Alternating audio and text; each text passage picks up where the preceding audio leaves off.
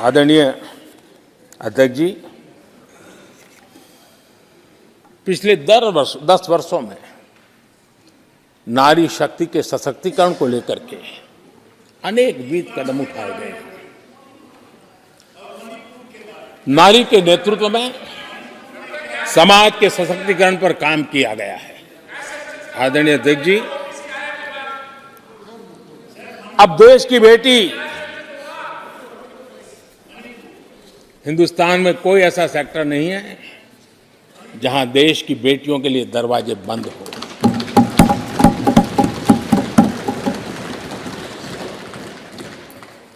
आज हमारे देश की बेटियां फाइटर जेट भी उड़ा रही हैं और हमारे देश की सीमाओं को भी सुरक्षित रख रही है। आदरणीय अध्यक्ष महोदय, ग्रामीण व्यवस्था, अर्थव्यवस्था हमारी women self help group 10 crore बहनें जुड़ी है और आर्थिक गतिविधि करती है और ग्रामीण अर्थव्यवस्था को वो नई ताकत दे रही है। और मुझे आज खुशी है कि इन प्रयासों का परिणाम है कि आज करीब करीब 1 करोड़ लखपति दीदी आज देश में। और जब मेरी उनसे बातें होती है, उनका जो आत्मविश्वास देखता हूं, मेरा पक्का विश्वास है हम जिस तरह आगे बढ़ रहे हैं, आने वाले हमारे कार्यकाल में 3 करोड़ लखपति दीदी हमारे देश के अंदर देखेंगे। आप कल्पना कर सकते हैं गांव की अर्थव्यवस्था को कितना बड़ा बदलाव हो जाएगा। आदरणीय अध्यक्ष जी, हमारे देश में बेटियों के संबंध में जो पहले सोच थी, समाज के घर में घुस गई थी, दिमाग में भी घुस गई थी, आज वो सोच कितनी तेजी से बदल रही है। थोड़ा सा बारीकी से देखेंगे तो हमें पता चलेगा कितना बड़ा सुखद बदलाव आ रहा है। पहले अगर बेटी का जन्म होता था तो चर्चा होती थी, अरे खर्चा कैसे उठाएंगे, उसको कैसे पढ़ाएंगे, उसके आगे की जिंदगी का एक प्रकार से कोई बोझ है, ऐसी चर्चाएं हुआ करती थी। आज बेटी पैदा होती है तो पूछा जाता है, अरे सुकन्या समृद्धि अकाउंट खुला कि नहीं खुला। बदलाव। आदरणीय जी, पहले सवाल होता था प्रेग्नेंट होने पर नौकरी नहीं कर पाओगे। पहले ये बात होती थी प्रेग्नेंट होने पर नौकरी नहीं कर पाओगे। आज कहा जाता है 26 हफ्ते की पेड लीव और बाद में भी अगर चाहिए तो मिलेगी। ये बदलाव होता है। पहले समाज में सवाल होते थे कि महिला होकर नौकरी क्यों करना चाहती हो, क्या पति की सैलरी कम पड़ रही, ऐसे सवाल होते थे। आज लोग पूछ रहे हैं, मैडम आपका जो स्टार्टअप है ना बहुत प्रगति कर रहा है, क्या मुझे नौकरी मिलेगी। ये बदल।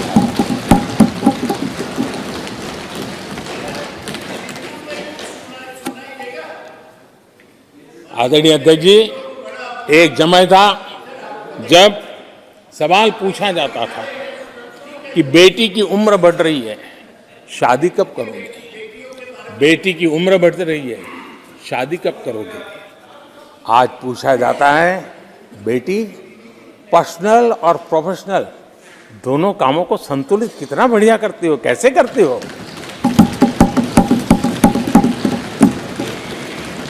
आदरणीय अध्यक्ष जी, एक समय था घर में कहा जाता था कि घर के मालिक घर पे है कि नहीं है, ऐसा पूछा जाता था। घर के मुखिया को बुलाइए, ऐसा कहते थे।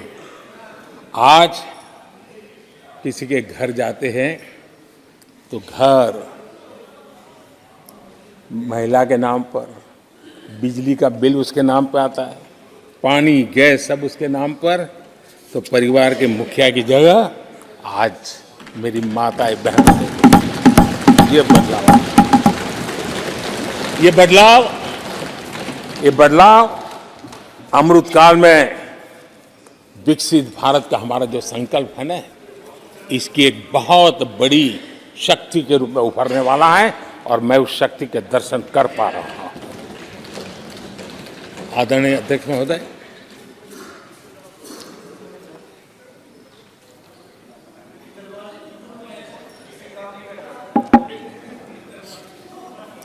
किसानों के लिए आंसू बहाने की आदत मैंने बहुत देखी है। किसानों के साथ कैसा कैसा विश्वासघात किया गया है, ये देश ने देखा है। कांग्रेस के समय कृषि के लिए कुल वार्षिक बजट होता था 25,000 करोड़ रुपया। आदरणीय अध्यक्ष जी, हमारी सरकार का बजट है 1.25 लाख करोड़ रुपया। आदरणीय अध्यक्ष जी, कांग्रेस ने अपने 10 साल के कार्यकाल में 7 लाख करोड़ रुपया का धान और गेहूं किसानों से खरीदा था। हमने 10 वर्ष में करीब 18 लाख करोड़ का धान गेहूं। कांग्रेस सरकार ने दलहन और तिलहन की खरीदी नाम मात्र कभी कहीं की हो तो की हो। हमने 1.25 लाख करोड़ रुपए से भी अधिक का दलहन और तिलहन खरीद किया है। हमारे कांग्रेस के साथियों ने पीएम किसान सम्मान निधि का मड़ा उजाया और जब मैंने मेरी पहली टर्म में ये योजना शुरू की थी तो मुझे याद है कि झूठा नैरेटिव की जो फैशन चल पड़ी है, गांव में जाके कहा जाता था कि देखिए ये मोदी के पैसे मत लेना, ये चुनाव एक बार जीत गया तो सारे पैसे ब्याज समेत तुमसे वापस मांगेगा। ऐसा झूठ फैलाया गया था, किसानों को इतना मूर्ख बनाने की कोशिश की गई थी। आदरणीय अध्यक्ष जी, पीएम किसान सम्मान निधि 2,80,000 करोड़ रुपए हमने भेजे। पीएम फसल बीमा योजना 30,000 रुपया का प्रीमियम और उसके सामने 1.5 लाख करोड़ रुपया मेरे किसान भाई बहनों को दिया। कांग्रेस ने अपने शासनकाल में कभी भी मछुआरे पशुपालक की तो नामो निशान नहीं था उनके काम में। पहली बार इस देश में मछुआरों के लिए अलग मंत्रालय बना, पशुपालन के लिए अलग मंत्रालय। पहली बार पशुपालक को, मछुआरों को किसान क्रेडिट कार्ड दिया गया ताकि कम ब्याज से उसको बैंक से पैसा मिल सके, वो अपना कारोबार बढ़ा सके। किसानों और मछुआरों की चिंता सिर्फ जानवरों की नहीं होती है, जिंदगी का एक महत्वपूर्ण हिस्सा है। आर्थिक चक्र को चलाने में इन पशुओं की भी बहुत बड़ी भूमिका होती है। हमने फुट एंड माउथ डिसीज, उससे हमारे पशुओं को बचाने के लिए 50 करोड़ से ज्यादा टीके लगाए हैं, पहले कभी सोचा नहीं। आदरणीय अध्यक्ष महोदय, आज भारत में युवाओं के लिए जितने नए अवसर बने हैं ये पहले कभी नहीं बने। आज पूरी वोकेबलरी बदल गई है, शब्द पूरे जो पहले कभी सुनने को नहीं मिलते थे वो बोलचाल के सहज दुनिया में शब्द आ चुके हैं। आज चारों तरफ स्टार्टअप्स की गूंज है, यूनिकॉर्न्स चर्चा में है। आज डिजिटल क्रिएटर्स एक बहुत बड़ा वर्ग हमारे सामने है। आज गीग इकोनॉमी की चर्चा हो रही है। ये युवाओं के जुबान पर ये नए भारत की नई वोकेबलरी है, ये नई आर्थिक साम्राज्य की नई परिवेश है, नई पहचान है। ये सेक्टर युवाओं के लिए रोजगार के लाखों नए अवसर बना रहे हैं। 2014 से पहले डिजिटल इकोनॉमी की साइज ना के बराबर थी, बहुत ज़्यादा उसकी चर्चा भी नहीं थी। आज भारत दुनिया की डिजिटल इकोनॉमी है, अग्रणी है। लाखों युवा इससे जुड़े हैं और आने वाले समय में ये डिजिटल इंडिया मूवमेंट जो है वो देश के नौजवानों के लिए अनेक अनेक अवसर, अनेक अनेक रोजगार, अनेक अनेक प्रोफेशंस के लिए अवसर लेकर के आने वाला है। आदरणीय अध्यक्ष जी, आज Bharat made in India phone दुनिया में पहुंच रहे हैं। दुनिया में हम नंबर 2 बन गए हैं और एक तरफ सस्ता मोबाइल प्राप्त हुआ है और दूसरी तरफ सस्ता डेटा। इन दोनों ने एक बहुत बड़ा रिवॉल्यूशन लाया है देश में और दुनिया में। हम जिस कीमत पे आज हमारे नौजवानों को ये प्राप्त करवा रहे हैं, सबसे कम कीमत पर करवा रहे हैं और वो एक कारण बना है। आज मेड इन इंडिया अभियान रिकॉर्ड मैन्युफैक्चरिंग, रिकॉर्ड एक्सपोर्ट या देश देख रहा है। आदरणीय जी, ये सारे काम हमारे नौजवानों के लिए सबसे ज्यादा रोजगार लाने वाले काम हैं, सबसे ज्यादा रोजगार के अवसर पैदा करेंगे। आदरणीय अध्यक्ष महोदय, 10 वर्ष में टूरिज्म सेक्टर में अभूतपूर्व उछाल आया है। हमारे देश में ये ग्रोथ और टूरिज्म सेक्टर ऐसा है जिसमें कम से कम पूंजी निवेश में अधिक से अधिक लोगों को रोजगार देने वाला अवसर है और सामान्य से सामान्य व्यक्ति को भी ये रोजगार देने वाला अवसर है। स्वरोजगार की सबसे ज्यादा संभावनाएं वाला टूरिज्म क्षेत्र है। 10 वर्ष में एयरपोर्ट 2 गुने बने।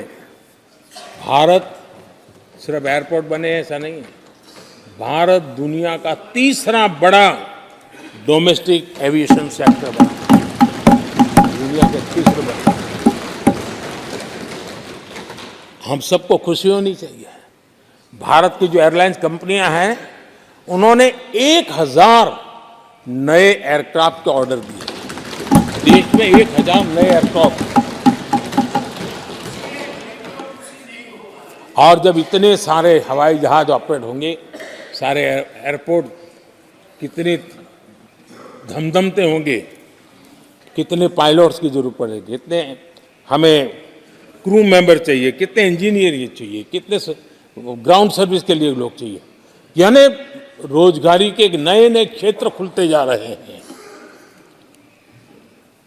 एविएशन सेक्टर भारत के लिए एक बहुत बड़ा नया अवसर बनकर के आया है।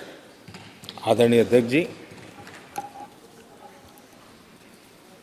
हमारी कोशिश नहीं है कि इकोनॉमी को हम फॉर्मलाइज करने की दिशा में मजबूती से कदम उठाएं, युवाओं को नौकरी भी मिले, सोशल सिक्योरिटी भी मिले। इन दोनों को लेकर के और आपने जिन बातों के आधार पर हम निर्णय करते हैं और देश में भी माना जाता है, वो एक होता है डाटा ईपीएफओ का। ईपीएफओ में जो रजिस्ट्रेशन होता है, 10 साल में करीब 18 करोड़ नए सब्सक्राइबर आए और वो तो सीधा पैसों से जुड़ा खेल होता है, उसमें फर्जी नाम नहीं होते हैं।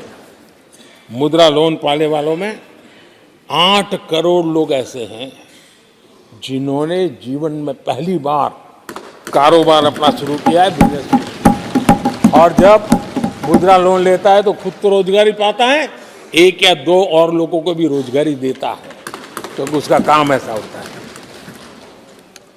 हमने लाखों स्ट्रीट वेंडर्स को सपोर्ट किया है। 10 करोड़ महिलाएं एसएचजी से जुड़ी, जैसा मैंने कहा 1 लाख, और लखपति दीदी 1 करोड़, ये अपने आप में बहुत। और मैंने जैसा कहा हम 3 करोड़ के टारगेट को। आदरणीय अध्यक्ष जी, कुछ आंकड़े हैं जो अर्थशास्त्री समझते हैं, नहीं सामान्य मानवी भी समझता है। 2014 से पहले के 10 वर्षों में इंफ्रास्ट्रक्चर के निर्माण में करीब करीब 12 लाख करोड़ का बजट था। 10 साल में 12 लाख करोड़। बीते 10 वर्षों में इंफ्रास्ट्रक्चर निर्माण के अंदर बजट 44 लाख करोड़, 44 लाख करोड़। रोजगार कैसे बढ़ते हैं इससे समझ आता है। आदरणीय अध्यक्ष जी, इस राशि से जितनी बड़ी मात्रा में काम हुआ है उसके कारण इतने लोगों को रोजी रोटी मिली है, इसका आप अंदाज कर सकते हैं। हम भारत को मैन्युफैक्चरिंग का, रिसर्च का, इनोवेशन का हब बने उस दिशा में देश की युवा शक्ति को प्रोत्साहित कर रहे हैं, व्यवस्थाएं विकसित कर रहे हैं, आर्थिक मदद के योजनाएं बना रहे हैं।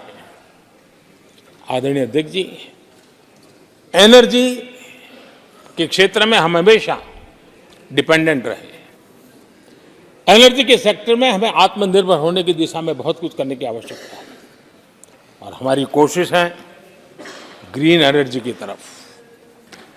हाइड्रोजन को लेकर के हम बहुत बड़ी मात्रा में आगे बढ़ रहे हैं, उसमें अभूतपूर्व निवेश।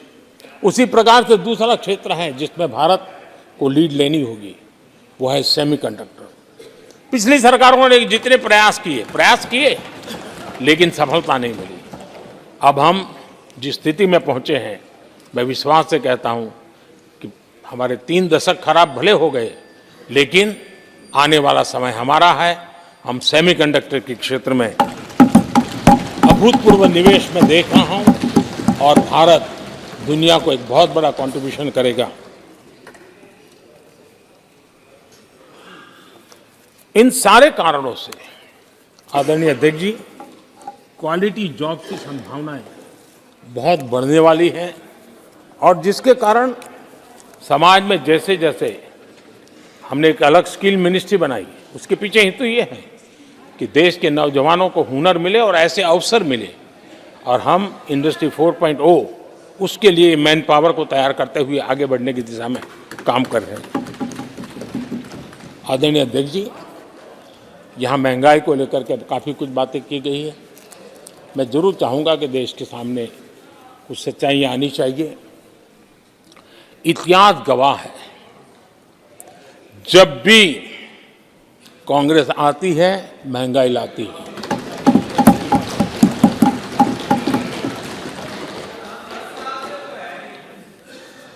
मैं कुछ वक्तव्य इस सदन में आज कहना चाहता हूं